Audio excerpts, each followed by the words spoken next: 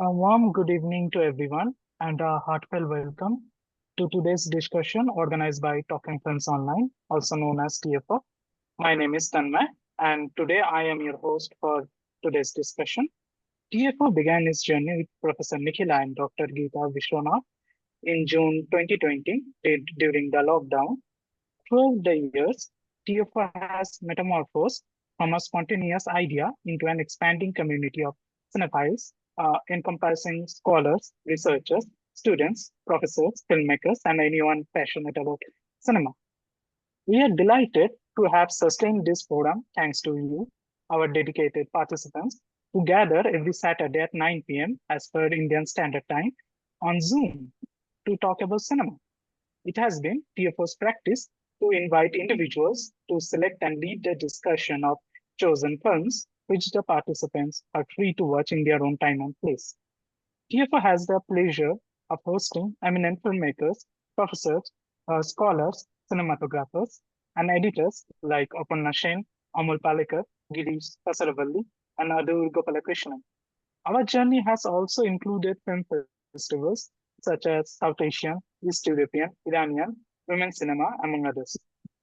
Every June, TFO hosts a smartphone short filmmaking contest for students and organizes a lecture series in university departments to commemorate its anniversary. Last September, we had the privilege of organizing our first offline event, an international seminar on Indian cinema in the digital era, in collaboration with FCT Baroda. For tonight's discussion, we'll focus on the film The Sting, which was released in 1973, directed by George Roy Hill. Tonight, TFO pays his tribute to the great actor Robert Redford, who passed away recently on September 16, 2025, at the age of 89. The film has been chosen by Professor Pravina Cooper, who will also lead the discussion today. Professor Cooper is an alumna of the University of California, Los Angeles, where she earned a doctoral degree in comparative world literature and film studies in 2005. With interest in teaching genres in film and theater, critical theory, and transnational literature, she currently teaches comparative literature, theater, and film in the Comparative World Literature and Classics Department at California State University, Long Beach. Professor Cooper has also read papers on Salman Rushdie, Rudyard Kipling, V.S. Naipaul, and transnational literatures.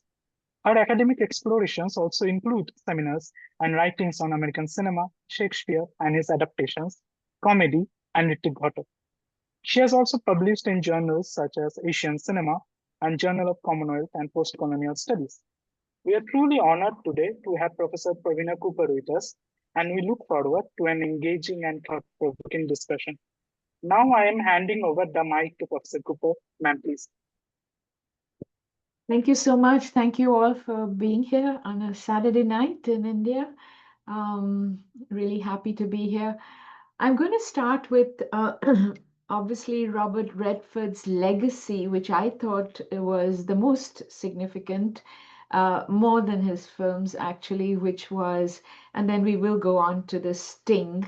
I believe I have half an hour to talk through this. I think the most important part of Robert Redford's legacy is the Sundance Institute, which he founded in 1978. It really, really gave reinvigoration and regenerated independent American cinema. There was the year 1989 when Steven Soderbergh's groundbreaking movie Sex, Lies, and Videotape. That movie won Sundance's Audience Award, and it was sold to Miramax. Why is this so important that I start with this is because Miramax made a huge bunch of money on it, even more than in terms of ratio, the profit that was being made on blockbusters, so that it became financially useful for distributors to buy up these kind of independent art kind of films because there was a huge niche audience for it, and it had become very profitable. So So for that reason, I think Sundance is really critical in that without Sundance, we wouldn't have the huge amount of uh, very famous filmmakers that we're familiar with who are belong to independent cinema, whether you think of David Fincher or Steven Soderbergh or many of the others. So anyway, kudos to him for doing that. Quentin Tarantino also is part of this independent American art cinema. This contrasts very much with the very impersonal, very industrialized, very market-driven, large studio works that are being produced by the four major studios. Um, so that's his first, I think, contribution. Second, and of course, Sundance, besides having the festival, dedicates a lot of his money to script labs, to in encouraging young script writers and filmmakers to giving them fellowships, grants, mentoring them, etc. So I think that's really, really, I always wish India would have some of this or something like this anyway, paralleling it. But the second thing to remember about Robert Redford is that he's a political progressive and had become increasingly in his later years a very passionate environmentalist. And so he worked very hard to take out a coal-powered plant in Utah, etc. So some of his most important films that everybody has probably seen or heard, Butch Cassidy and the Sundance Kid, 1969. There was an adaptation of Great Gatsby, which was a very poor adaptation. There was the film called, he was very interested in politics, as you can see by The Candidate, All the President's Men, 1976, which was driven by Alan Pakula as director. And he really did the character Bob Woodward extremely well. I thought that was one of his finest moments. Um, as he got more clout, Robert Redford began to initiate a lot of his own films. Towards the end, he made films about family dysfunction, about functionality, such as The Ordinary People or The River Runs Through It. Um, so this particular film, I think it'll become clear why I chose this film. It's not a masterpiece. It's a very lightweight, breezy kind of lightweight film. Um, it has nothing to recommend it in terms of stylistics or political ideology or any of the obvious ideas. However, it was released in 1973 to 10 Oscar nominations, and eventually 7 of them won. Um, so what does it do? It basically it's the crime genre, right? And that I think has been America's biggest contribution in terms of cinema is the film noir. And so in Sting, in some ways, is a caper genre. It's different from film noir. It doesn't have much of the style, the stunning aesthetics of film noir, such as Double Indemnity or The Big Sleep or etc. So let's get into it. Even though it's a very lightweight film, I'd like to talk about it because of something that I'd like to say towards the end of this piece. It's a gangster caper film. It's a period piece. As you can see, when it starts off, it looks like a Western. It's and it basically is an extremely good example of uh, a caper film, as I mentioned. It's a buddy film in terms of many of these films, whether they were Western genre or whatever, they were about friendships. And the friendships were much more important than passionate love or women, in fact, are barely here. They're almost more an interference than a blessing in many of these films. And the music is extremely well done with its very melancholy piano tunes, extremely nostalgic kind of music, very brassy Chicago blues, which helps locate the story as a kind of depression piece. Um, so the big con. So what is a confidence film? So confidence films or confidence literature, which is what this is a part of. And there's been tons of written works on confidence works.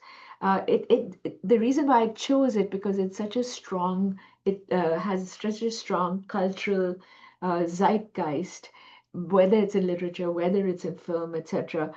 It's been this kind of film, and particularly The Sting, has been a kind of progenitor or a forefather of many other films like Hustler, films by David Fincher. There's a movie called American Hustle. All the movies by David Mamet.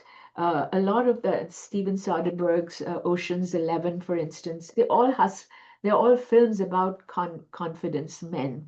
So confidence men simply are those that I will tell you a little something. I will give you a little something. I will win your confidence and then take all you got, take you to the cleaners. It could be money, it could be something else, but in any case, I give you a confidence, you begin to trust me, and then I pick up and take you for all you are worth.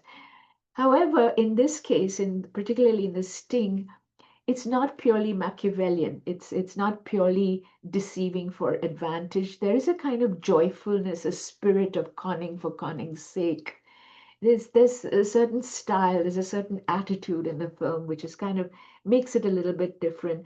Um, the film, as those of you who've seen it, of course, it starts with these title cards that forces us to see the film not only as drama, but as a story being told, like a storybook, right? And then it comes to life. It's kind of in freeze framed, and then it starts to come to life. We start off with September 15th, 1936, and then you have it structured in six parts, I think: the setup, the hook, the tail, the wire, the shutout, and the sting. And what we get is a story being told, right? We're very clear that we're going from chapter to chapter, and the story is being told. I just wanted to emphasize this aspect that the film is foregrounding the fact that it's telling us a story. To work out a con is not necessarily to lie. So, what is a con in that sense?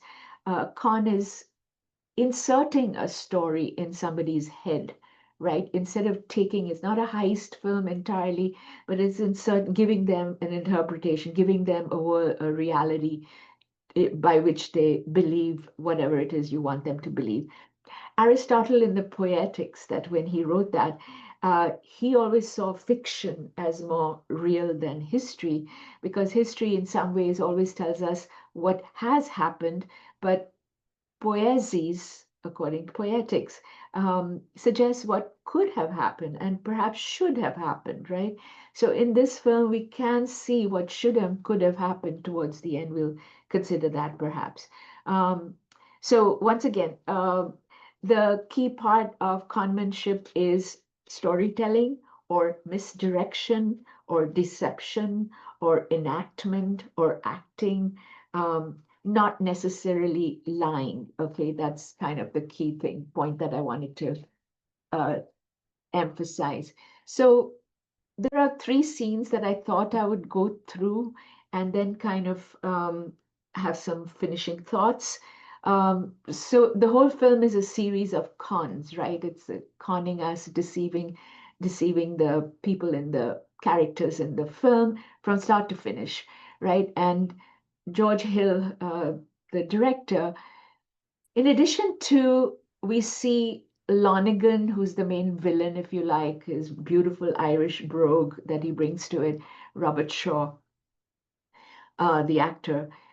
Even though he is, we see him, we enjoy how he's being played by these two really handsome guys, right, Newman and Robert Redford, and we see him being taken, quote unquote.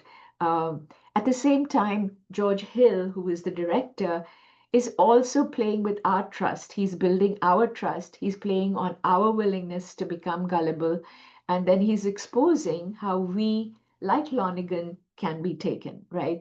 So the whole movie is nothing but the mechanics of the con, right? I mean, that's what the whole film is really about. So the first con is first con, which is manipulation, happens in the first street scam, which is pulled off by Hooker and Luther, the black guy, right? Um, and so Hooker is Robert Redford, Luther is played by Robert Earl Jones. So what we see in the beginning is Joe Matola, who's just come out of a major street, whatever it's called, where they play these bookies, right? And we've already heard that this is a big numbers game. The office is bustling. There's somebody who's won 14 grand in Evanston, 16 grand in Gary, etc. And so Matola is who works for these guys is handed a very thick envelope. He works for Lonigan. He's handed a thick envelope and he's told to take it on from New York to Chicago. As he's walking down the alley in his alligator shoes, Matola hears shouting. And on the one side, you have uh, the black guy, the older black guy, Luther, chasing a thief. On the other side, Robert Redford running to try and catch the thief. Okay, so they basically acquire the wallet, they kick the wallet down, and Luther is hurt in the process. And Luther looks at these two men, Matola and Robert Redford, who's called Hooker in the play, in the movie, and says, "Can you guys do me a favor? I have to get this money." So his wallet is got huge amount of money. He says, "I have to get this to by 4 o'clock to the mob. And because my leg is hurt, I will give you all $100 if you can deliver this." Of course, Redford said, "No, thank you." Matola says, "I'll do it," and takes the money, thinking, of course, he's going to swipe it. Um, as he's leaving, Robert Redford says, "Hey, you should wrap it up in a handkerchief and put it inside your pant where nobody can get it."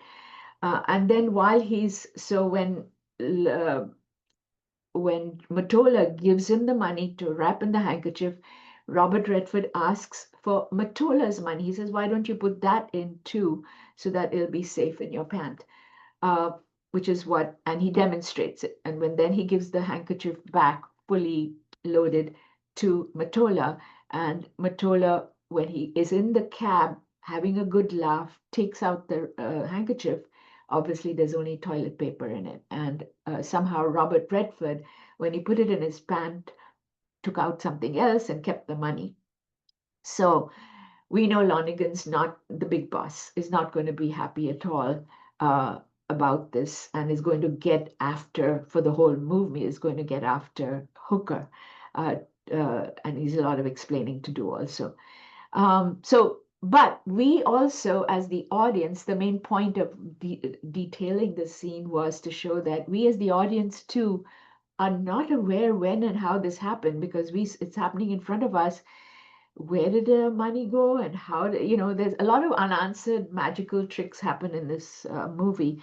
um, but the main thing is that we are taken, we have been duped, because we thought that we didn't realize that this was a whole scam, a trick, and that Luther was part of Redford's team, etc., etc., right? So that's it's there's something playful about it, is what we were going to. The second scene happens when there's a poker game. The second scene is the hook, right? So the key thing for now, you have these two guys, Hooker and the Paul Newman figure, Gondorf. They're going to be working together to try and get their mark. The mark is the official name in the conman game. They're going to get the mark, which is going to be Lonigan, and they're going to try and get him, play him in a sense, partially because he gets Luther killed along the way. I'm skipping a lot of scenes.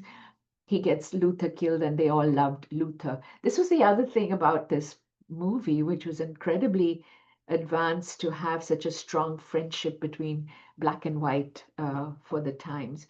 But in any case, so Luther's dead, and these two are going to get partially their revenge on Lonigan. So the second scene is, I think, very, very the best scene in the whole movie is the train scene, right?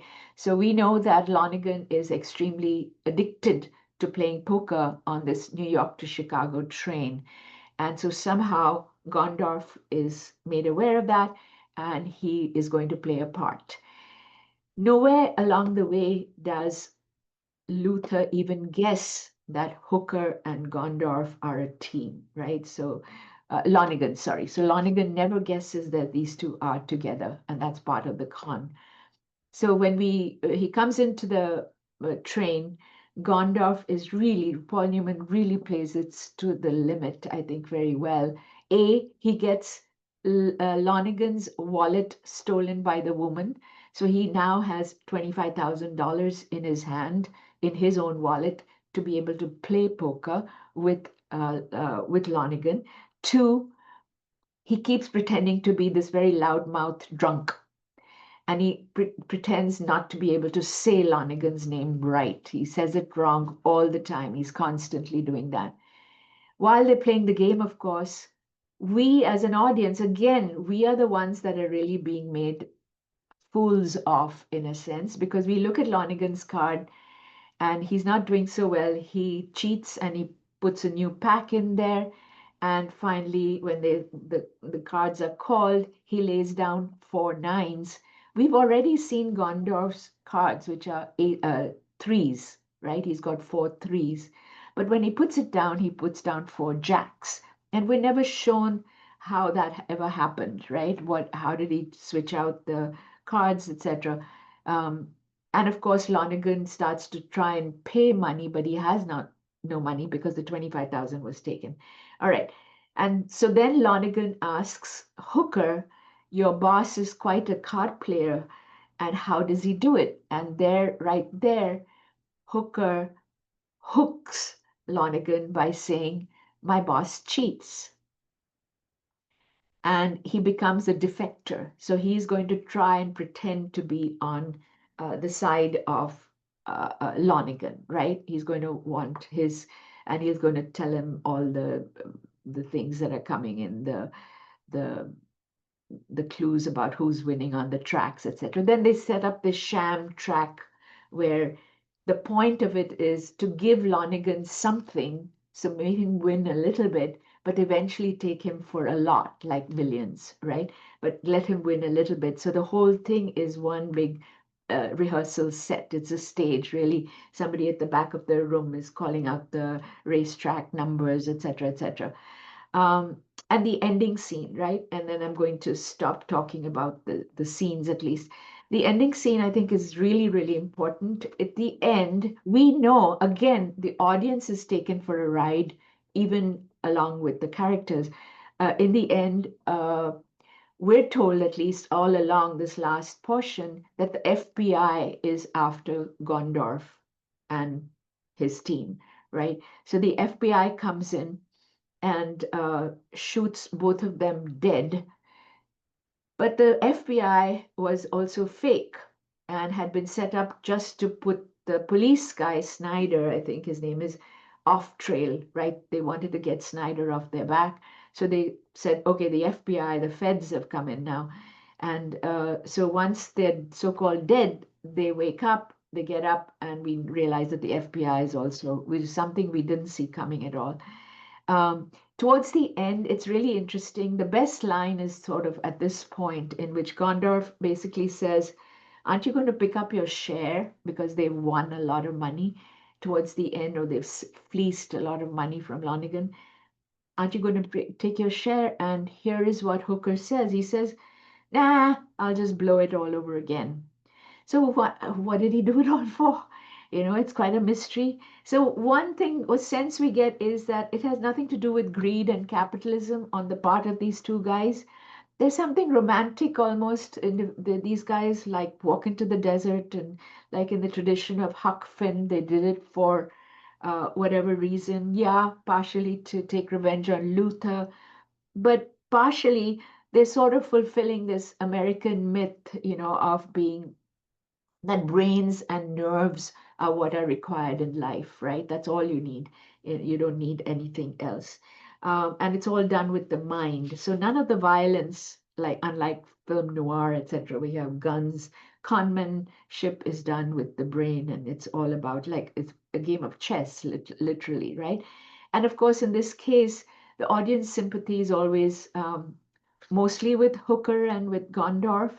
And we're kind of pleased to see that the villain, which is Lonergan, is punished not only by anything else, but by the only thing that he gets to lose, the one thing that means the most to him, which is money, right? And it's a very Dante-esque kind of moment here. I don't want to go into but Dante has this idea of contrapasso, right? So you had the punishment fits the crime kind of idea is very, very clear. Okay, so the relationship between Gondorf and Hooker is very archetypically father figure, wise man, younger guy being initiated to the whole thing, and Hooker proves that he has really learned well. So it's a older man, younger man passing on the craft of conmanship really. And we also get a sense of why Gondorf is doing what he's doing.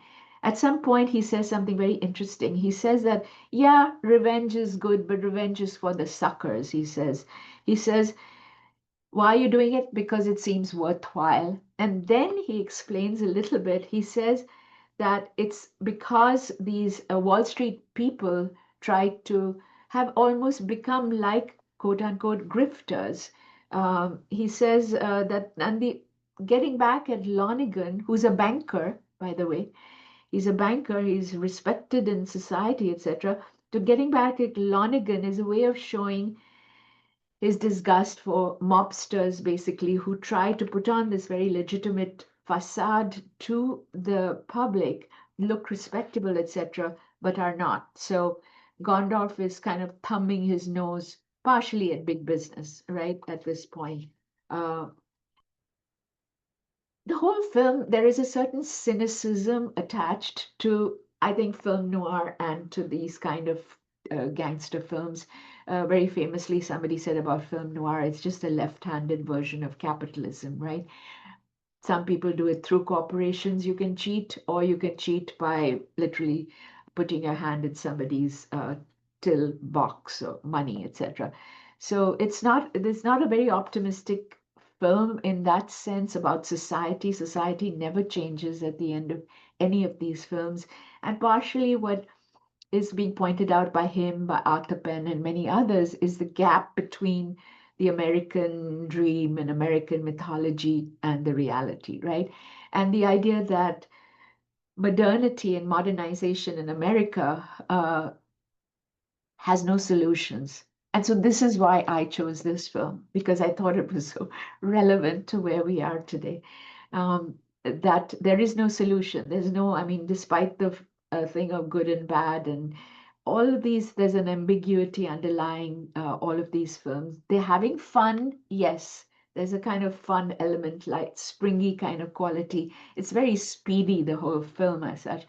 But is there a sense of happy ending? Nope. Right? There's some sense of these guys kind of turning their back on society and going into the untamed wilderness of sorts, metaphorically. So heroism in these films very often consists of an escape, right? Getting out. It's a form of self-preservation. It's a form of relief from boredom in some ways. Um, it's a return to playfulness of being a young child almost. Uh, and to live out these illusions, whatever they are, whatever there is, to keep that child alive, right? And to avoid the compromises of the worlds of the adult.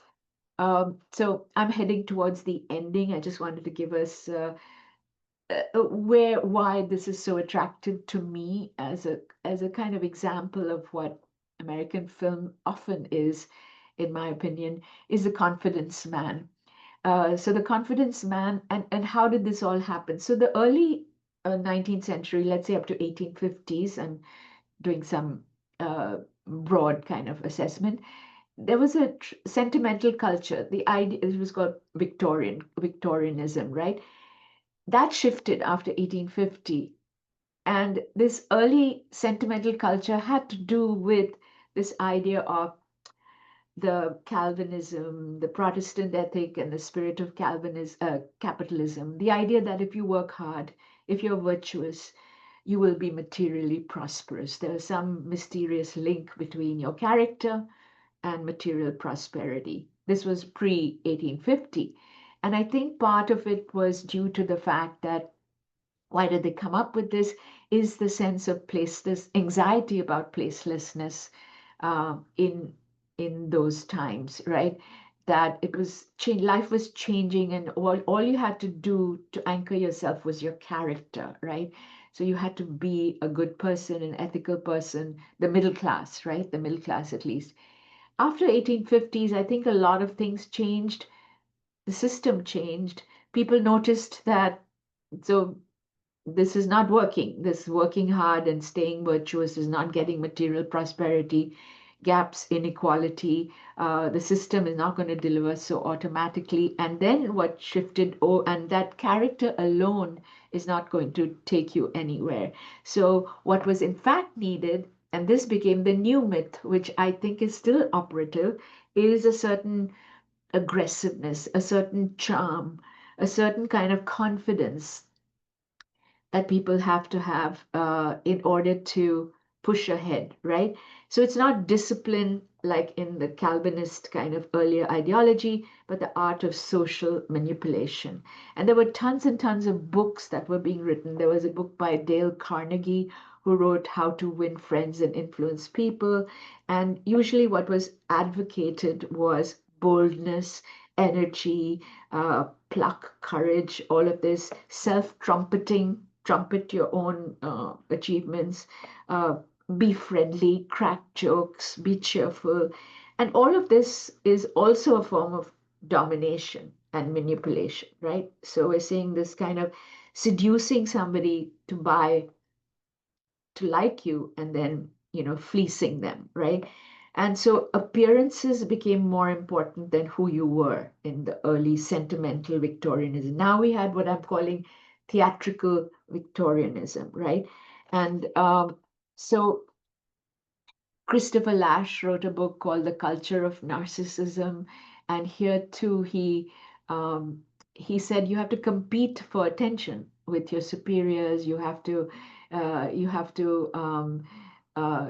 win their hearts, uh, basically. And Irving Goffman was another writer who wrote a book called The Presentation of the Everyday Self. I'm not being very accurate here, but he basically said that everything is theater, right? That everything I do is based on the audience I'm talking to, and I'm presenting myself.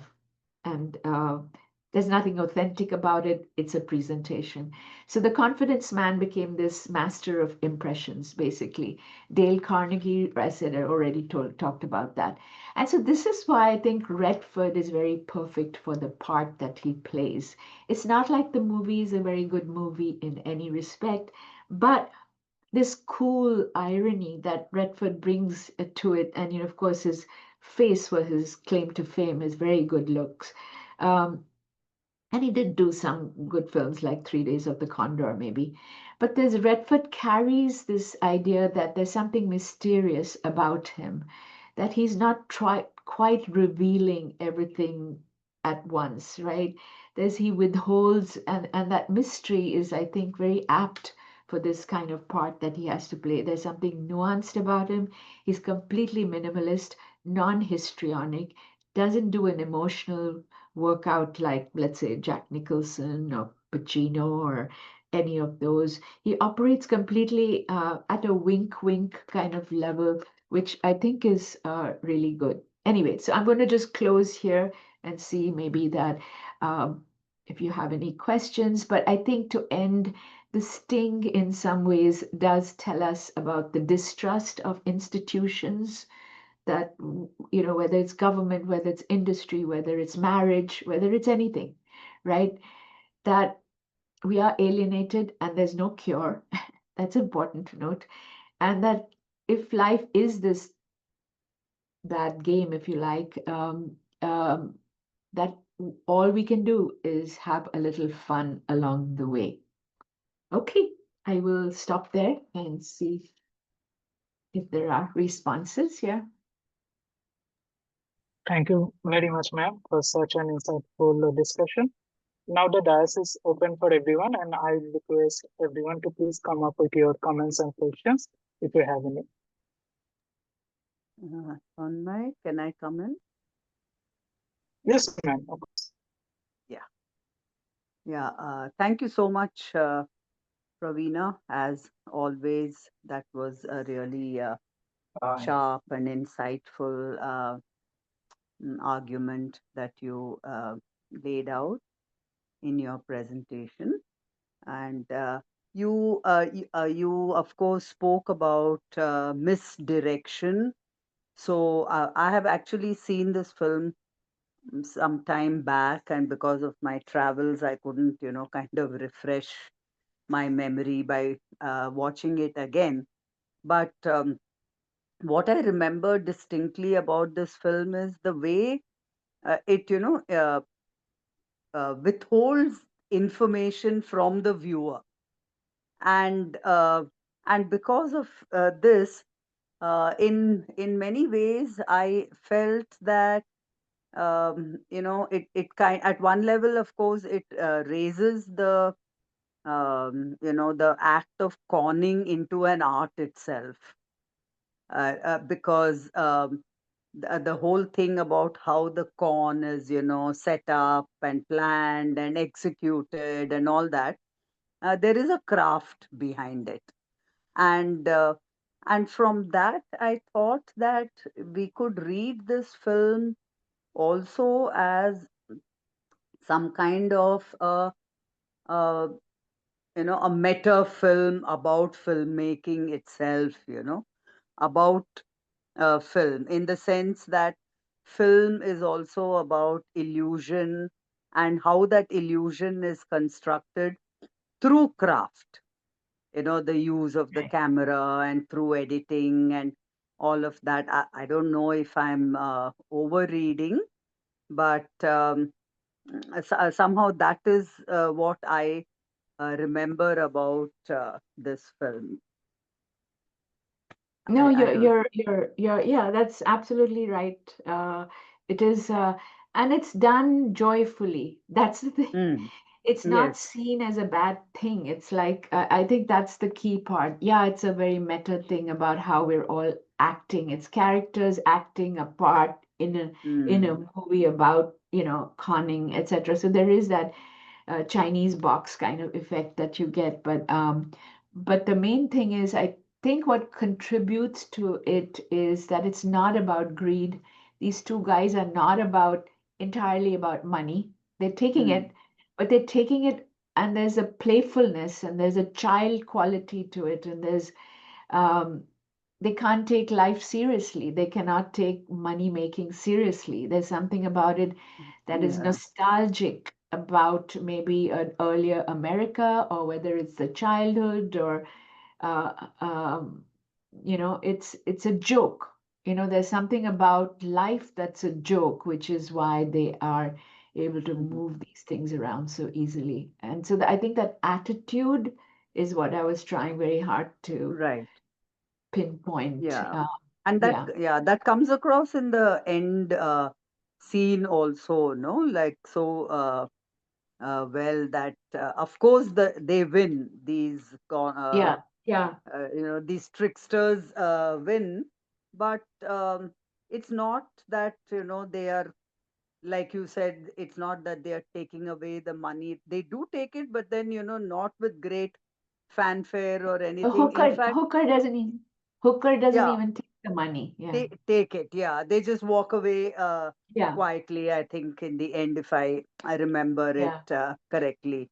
So there is that, then, that element of, even though it's a very violent scene, there it's also kind of, in the end, it comes out as if it is fake, right? Yeah, The whole the thing killing is is fake. Yeah, also about faking it. Yeah. yeah. So that And that that's is the the very difference. Yeah, that's the difference between this and film noir. Film noir is very film noir. heavy and serious, and Yes. caper film is what emerges positively is the friendship. Mm. and the caring between these two guys. That I think is the most transcendental thing that emerges, perhaps. But there is a tender quality between the two. They protect each other quite a lot. But yeah, the gamemanship. They're on Mm. into a game and they're going to win a game. That's, I think, what you're trying to point to, right? Is Yeah, right. Thank you once again for it. Thank you. Thank you, Geeta ma'am. May I ask others to please come up with their questions or comments? Yeah, so thanks, Pravina. Wonderful opening conversation around the film. Yeah, so I was, I mean, it's also a film which is very culturally specific, I think, and also something, very much set in its time. So I found it pretty hard to begin with to find out what was really happening and what was the con all about, so it took me a while, as you said, that it is an end in itself, so it's not like there is something else that they are working towards, but each episode is a kind of con in itself. So, I was just wondering, in this, you did mention, but I just wanted to kind of take you in that direction. What about the women? The female characters in the film. They too seem to be, in their own way out to con or outcon the men, and so they're also their acts also seem to be one of trying to pull the rug from under our feet.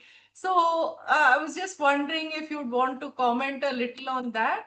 And also this friendship, this male bonding between between the characters. I mean, what is there is no attempt at building a backstory. So what is the basis of it? So it's even whether it's with the black man or later on. So I was just wondering, what is it that is the basis of this? Is it is it an again like an end in itself, that the friendship as an end in itself, or is it conning that is keeping them together? So yes, it's a buddy film to a large extent, but what uh, I mean, maybe it is the context that I'm not really familiar with, mm-hmm. which is why I'm just wondering what is it that gives this kind of um, builds this kind of love or whatever for each other. Is it respect for the craft of the other? So are these at work? So these are just questions. Sure. Yeah. Yeah, very good questions. Thank you for that. Yeah. So on the women thing, I think it's I I enjoy it because the two women there's the one woman who turns out to be actually a killer for Lonigan's on Lonigan's side somehow, but she's pretending to date Robert Redford for a while. She's not very pretty. She's kind of pointed nose, etc. And he wants to date her for a night or something. I like the fact that she is a killer. She was going to kill him, and that was her. She was a hit woman, hit girl, hit man, whatever you want. Hit, and the other one, Billy, is obviously on the side of Gondorf, and she's helping him steal, etc.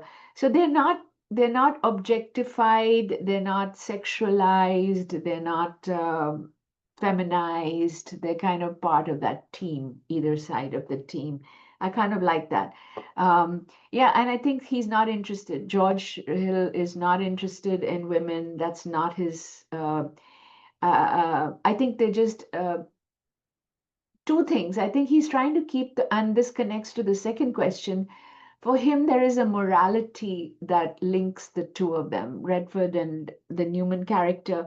I think they're pure, more pure in their own peculiar way by the fact that they have taken revenge for Luther. See, they both loved Luther, so that kind of puts them in the right. They've righted a wrong in that sense. So they are on the right side. They are for justice for a black man, and they are the ones that really felt it. I mean, of all the people, those two guys really felt Luther's loss, right? So there is something, and the fact, of course, that Lonigan is a banker and he's pretending to be respectable, but actually he is a con man himself. He is cheating, he's doing da da da da da.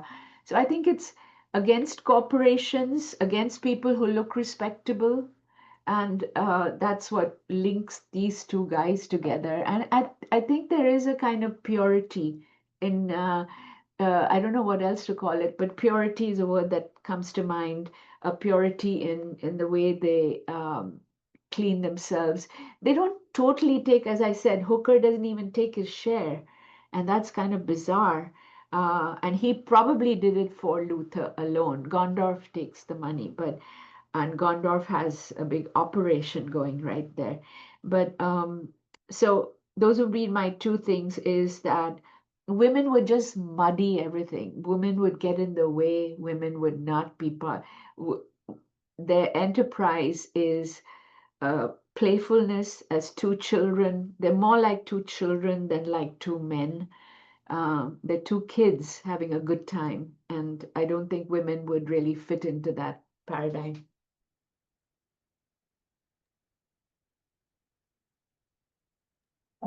Thank you, Nikhila ma'am, for your question and Pravina ma'am for this insightful answer. Now, is there anyone else who want to add anything new to this Yeah. ongoing discussion? Any new? Can I? Yes, Yeah, ma'am, can I? please. Yeah. Thank you so much, Dr. Cooper, for that. It was really wonderful insight, you have given about this movie, actually. I know you have brought such depth and clarity to the, film's layers of deception, nostalgia, and also the cinematic playfulness. Um, See, one of the most striking things about this film, what I found is how it turns the deception into both a plot device and a cinematic experience. Here the audience, much like the characters, is constantly being misled. Yet we enjoy being tricked. Actually, do you think this sense of playful manipulation, tells us something about how cinema itself works, about trust, about illusion, and how viewers, participate in storytelling? And how does this self-aware style, compare to other Hollywood films of that era that were also experimenting with narrative structures like this? And I was also thinking that, this film recreates the Depression era of 1930s. Right. With such charm and glamour, even though it was made in the politically cynical 1970s. Actually, I find that contrast really fascinating. Do you think the film's nostalgia for the past was meant as pure escapism, or was it a way of quietly responding, to the disillusionment of its own time, like the Watergate scandal and the loss of faith in the institutions? And how do you see this nostalgia, functioning for today's viewers? Because this is the first time I'm watching this movie, actually, who are watching it in a completely different cultural moment, actually. I just want Right. your opinions on this. Yeah, very lovely questions, I must say. Thank you. I think I'll go to, so the first question was the self-aware style. You're right. You picked up on something which is, I think I sort of signaled that a little bit. It's very clearly somebody telling a story, and and a wink, wink at the audience, because it's like a book. Then the chapter changes and the title changes to The Wire, the Yes. shutout, gives a structure to it. So we're saying that all of reality is a fabrication. So here comes another one, and here comes. So there is clearly there's an ironic distance that is set up, and you're not totally lapped into, totally intended to be moved by it in any way. You're supposed to kind of, again, wink, wink, have fun with it as an Yes. audience. So that's one. And the second question was how to read. I'm sorry, how to read the nostalgia. I think, right? Yeah. I I think the whole movie is an escape.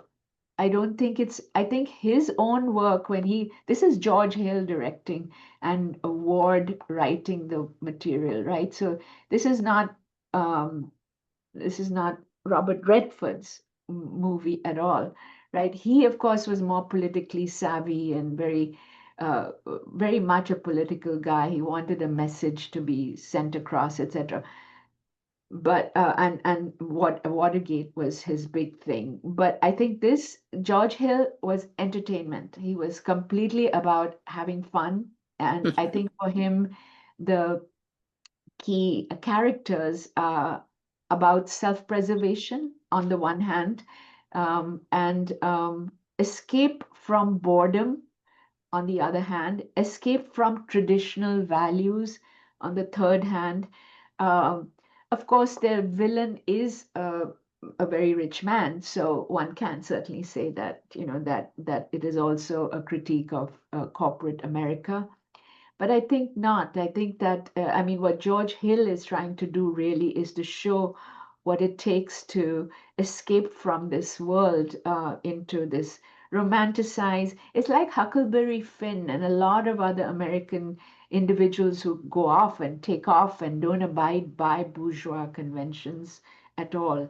They live out their illusions, and that's what keeps them alive because Mm. otherwise they would be dead. I mean, they would be sucked out of any possibility. And the only way they can, if they will be sucked out by all the compromises required by American society. So they don't want to do that. They don't want to play straight and institutionally safe. That they do want to live out this game that they're in, which is very thrilling, partially for them, but partially, I think it recaptures what the adventures of a childhood might be like. Yeah. Thank you. Thank you. Yeah. Thank you, Madhumi ma'am, for your question. Is there anyone else with any further comments or any further question?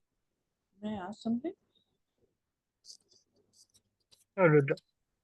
Uh, Ma'am, you discussed one thing, Confidence Man. Is it similar to Bollywood's or Indian cinema's Angry Young Man?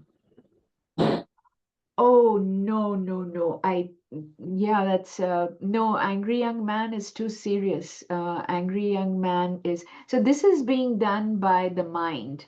So the brain, the mind, the appearance, the acting is required to be a confidence man. So somebody you have to make them trust you and then you play them or then you take them for all they're worth, but you have to get, so it's a game, it's a mind game more than anything else. Angry Young Man, like Amitabh, etc., it was very emotional. The first thing is a brain game. First of all, it's a mind game. It's not having to do with, and Angry Young Man, like Amitabh Bachchan, or in this, it's a very emotional, powerful anger. So the anger is not the emotion. In fact, uh, even though he is angry, probably a hooker who lost his best black friend, like family to him, he has to pretend to keep the emotions out and be very restrained. Not once do you see either of them angry. They're acting and they're misdirecting and they're da da da, but their restraint is very much apart. And yeah, so confidence man is somebody who will give you the I will give you the confidence. I will tell you a secret about my life. You will start trusting me, and then when I get an opportunity, I will take everything you've got. Once you have started to trust me. So it's an intellectual, it's a cerebral exercise, whereas I think people like, Angry Young Man from Bollywood would be pure emotion, pure, volcanic kind of, um, I don't think um, it's defined by an objective like I'm trying to get from A to B. It's defined by the fact that society has done me wrong and I'm going to scream. So. That was my conclusion. Thank you. Thank you, Rudra. Is there anyone else with further questions or comments? Maybe Tarkasha sir who wants to add anything to this ongoing discussion?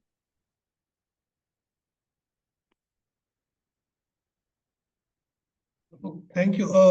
Thank you. It's a good discussion, and the points raised by Dr. Pravina Cooper is very apt, and the discussion is also going very well. But I think it can also be more nuanced and in terms of, as Madhavi was saying, conning within quotes, uh, becomes a kind of game. Who is playing with whom?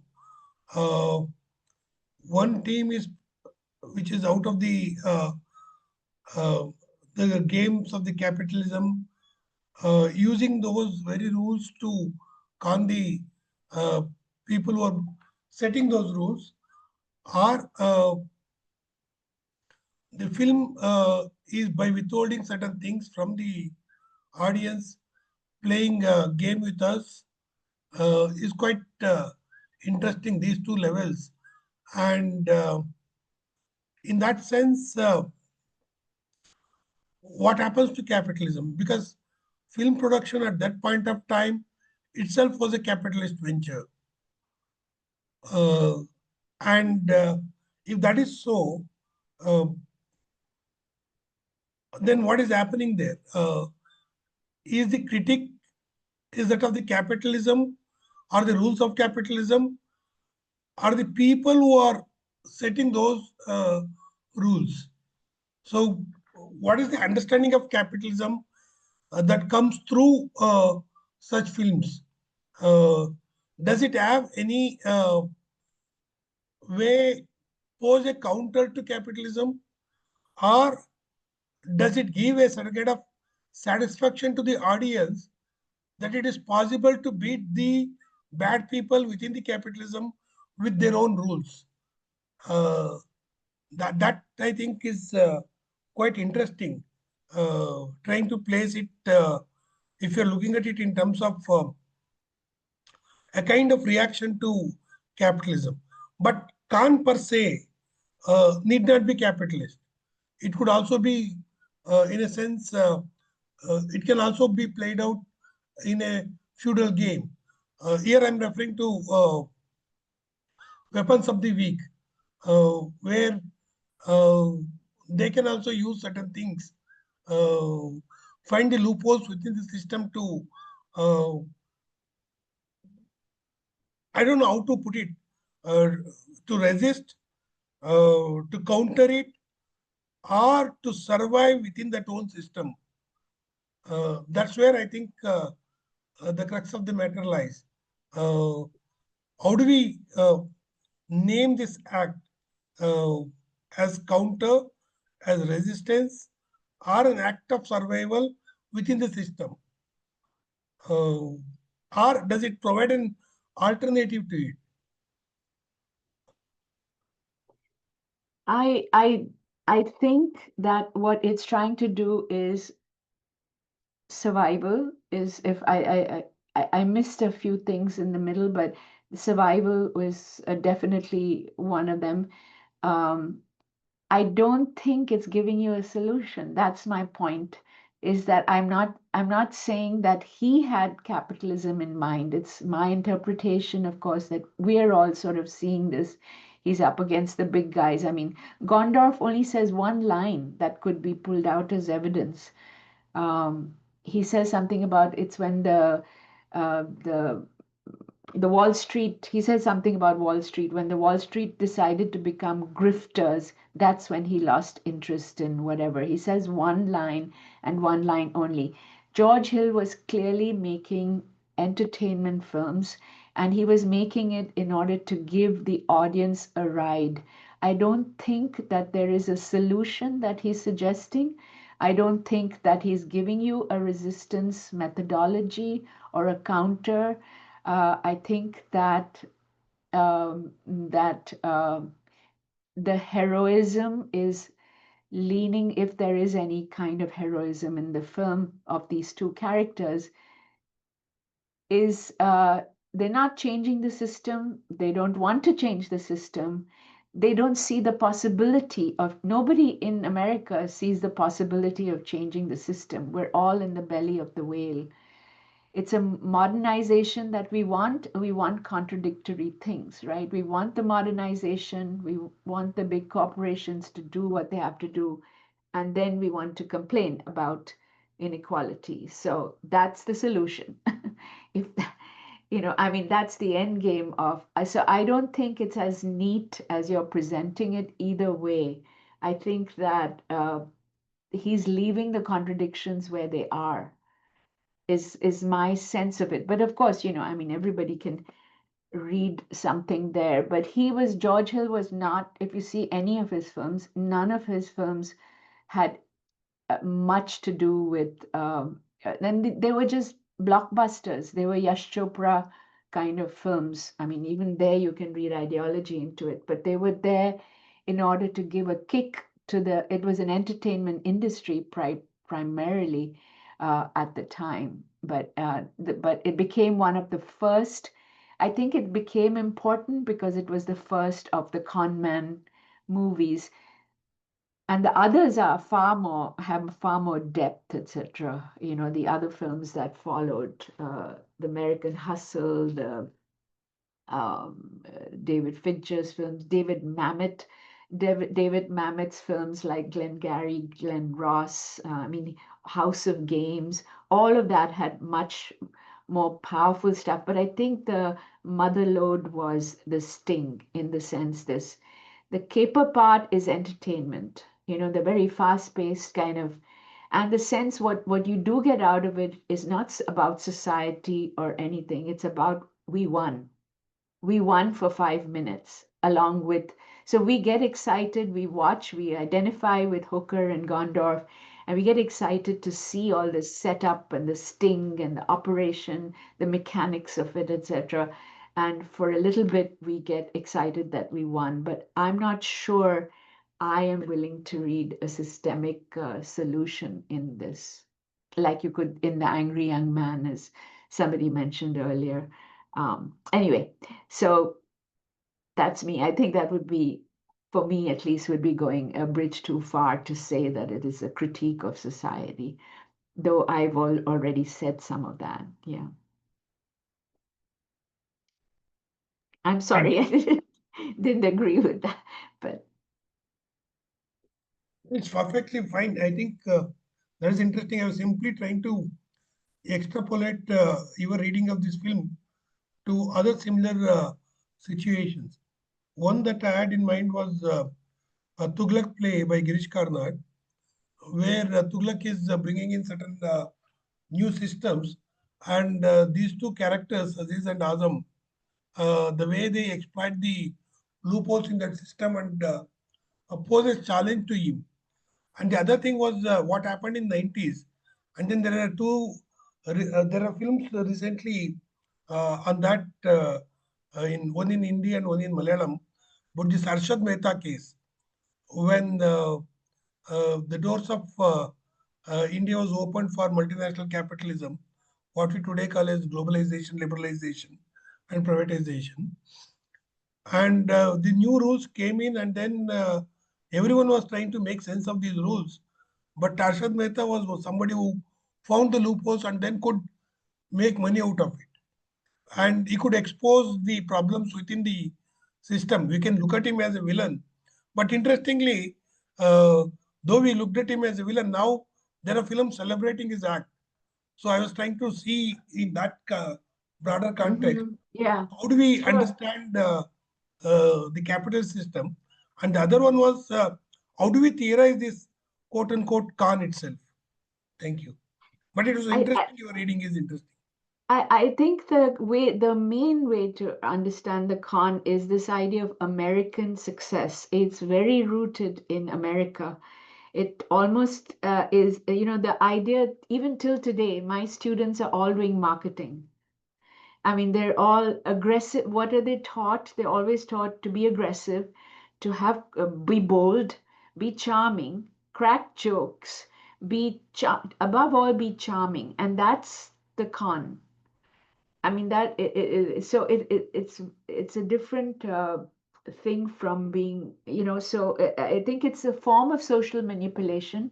To be charming itself is a form of and a very effective way of being socially manipulative is bringing your, cultivating a friendly spirit. I mean, this is art. This is an art. This is theater. How do I sell myself? And I mentioned all the people, Dale Carnegie, and this was a big deal over here, The Culture of Narcissism by Christopher Lasch, in which you were told to, I move from America. Sometimes I go to Italy to teach, and I come back to America, and I can see the contrast. How American students, they smile at you, they're selling themselves to you in different ways, where they don't do that in Italy. Nobody smiles at you as much as they do in California, so the charm factor is what I think I was trying to sort of, the idea of winning friends, influencing people. This is all marketing BS that you're taught in a lot of places. I'm sure in India too now, in management kind of schools. But it is a form of domination, but it's a different kind of domination. They are taking your money away. They are seducing you in different ways, etc.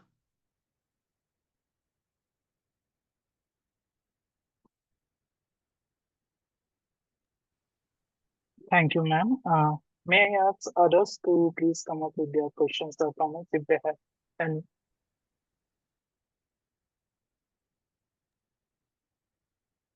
Can I come in? Yes, please, Anand. Okay, thank you once again, Dr. Pravina Cooper, for your valuable discussion on the movie. I admit that I'm still in the process of completely encapsulating the movie into my comprehension and reading through the movie. What I did really enjoy, what I have been enjoying in the movie is to say that, yes, the structure, how the movie has been divided into different parts, and we as spectators get the idea of what is likely to be the subject that is going to be explored in this part. So we get an idea. So we are not entering into that particular part of the movie blind. So that was that seemed to be an extra effort from the director, from the writer, from the screenplay writer, for the audience. This seemed.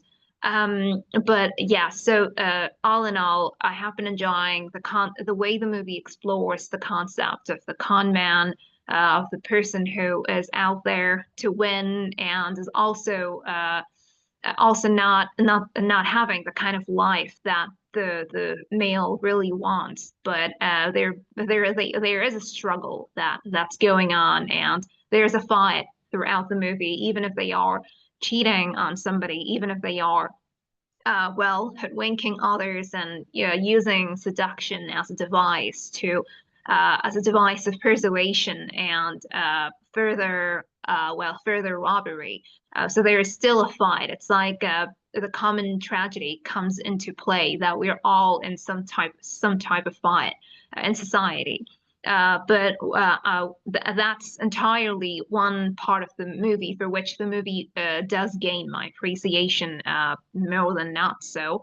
But yeah, so my eyes are also looking for the characters of the females. So as as Nicola ma'am also mentioned earlier during this discussion, that the females are also out as if playing the con female, as if having their own kind of fight.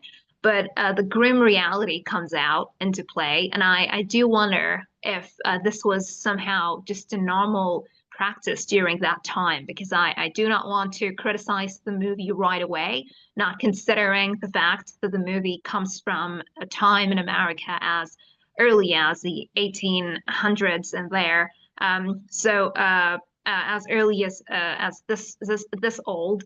And we've had the pleasure of discussing yet another movie in one of our previous sessions, namely the movie, namely Some Like It Hot, wherein I'm glad that we came across some type of criticism from one of our members, on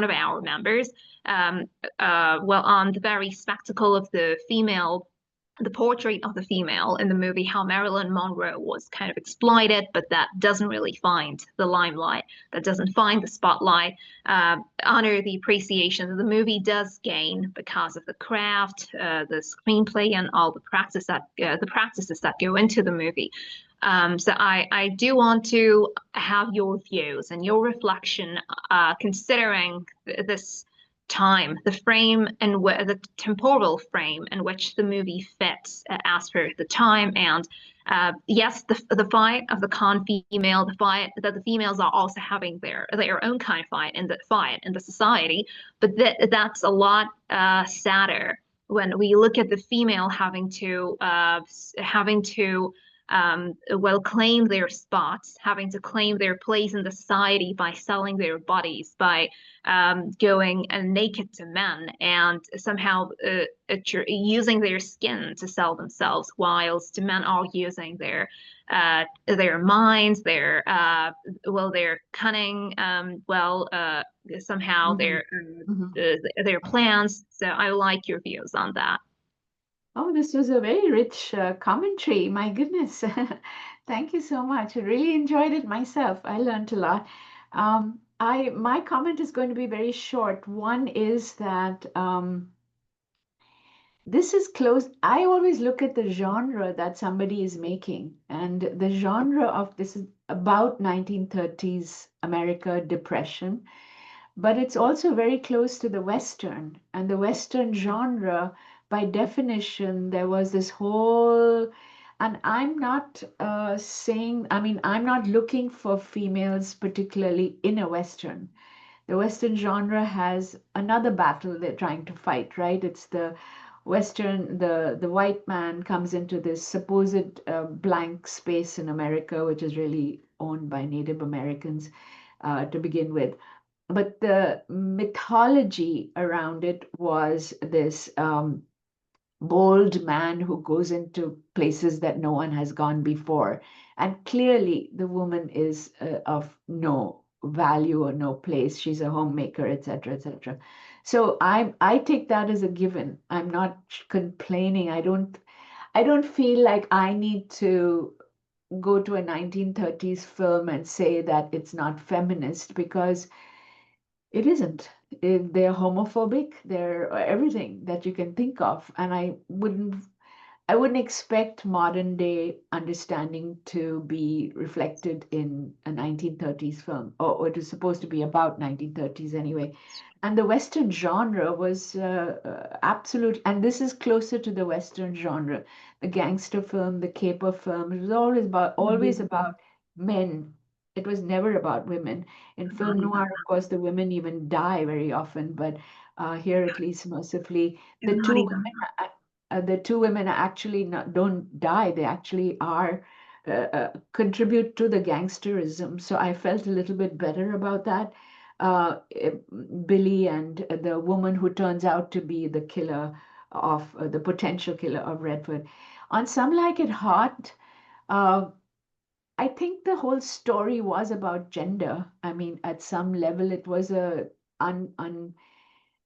unpacking. I haven't seen it in a while, but as far as I remember, it was clearly, yeah, exploitation to the max of Marilyn Monroe. You're completely right there.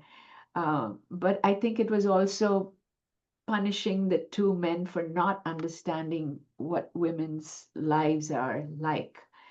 So I think it was opening up the subject matter as best it could for the time.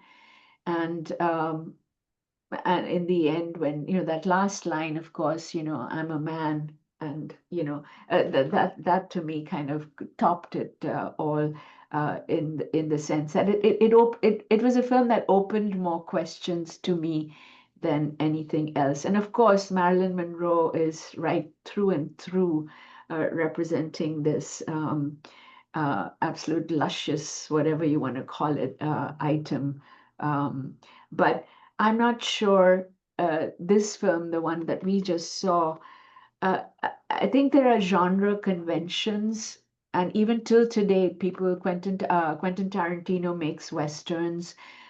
He'll still make films where the women are sidelined, and that was the nature of the western somehow, and that was very often the nature of film noir.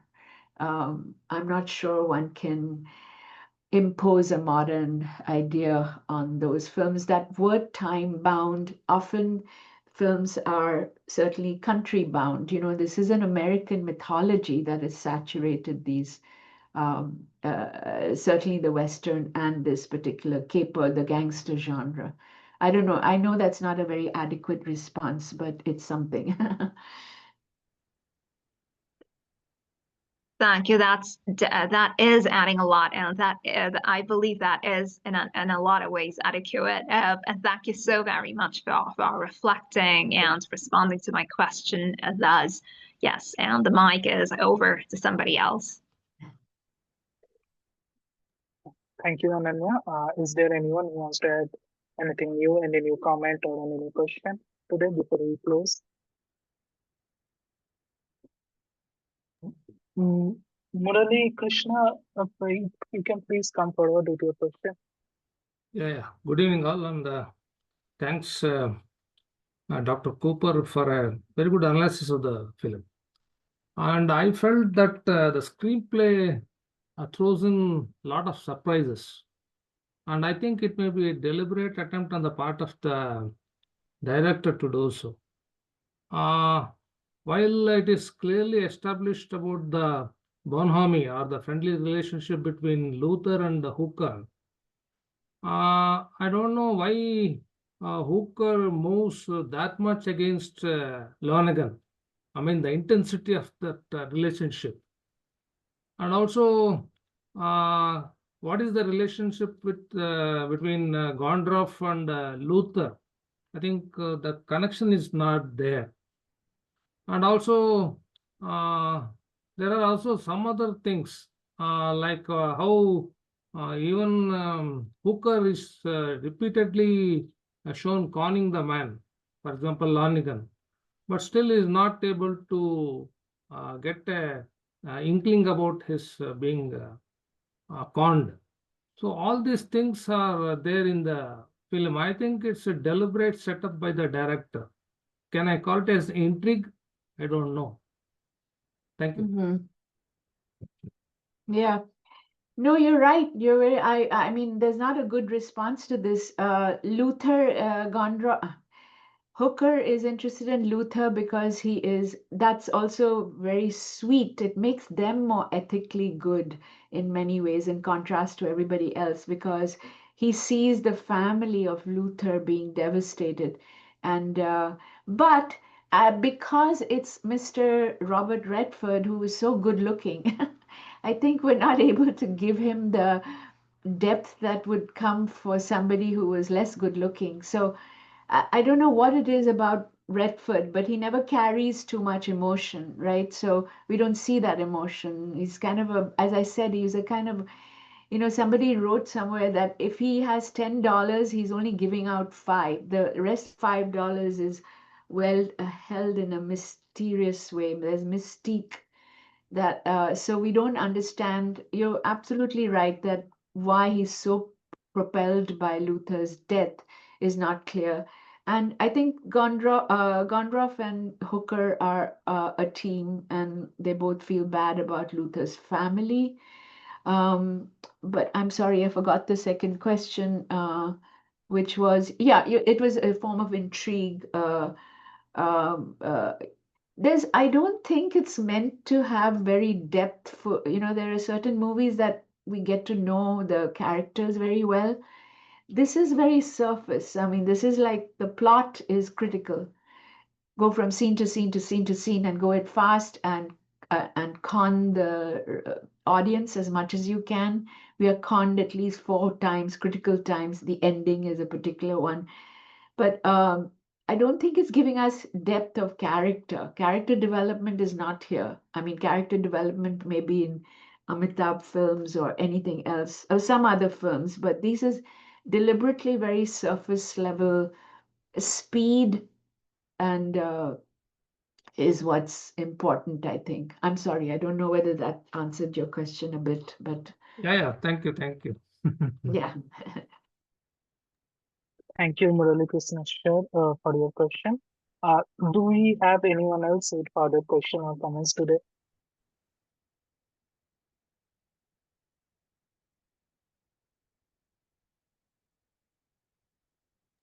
Okay, so I think we can close today. I will formally offer my vote of thanks. Thank you very much, everyone, for joining today's discussion. Now, on the verge of closing today's session, I want to convey my warm regards and deep appreciation to everyone present here. On behalf of TFO, I want to thank Pravina ma'am for making today's evening so enriching and deeply rooted in our paying homage to the great actor Robert Redford. I also thank my co-interns for their relentless efforts in making this community so active and running. And finally, last but not least, I thank Geeta ma'am and Nikhila ma'am for materializing this community so that we can all come together at Saturday at 9 p.m. Now, as we say in the films, today is a wrap. Thank you and good night. Thank you all for coming. Thank you. Thank you. Good night. Thank you. Thank Bye. you. Good night. Bye. Bye. Thank you, Dr. Pravina. Thank you. Hope to see you more often here. Yeah. Okay.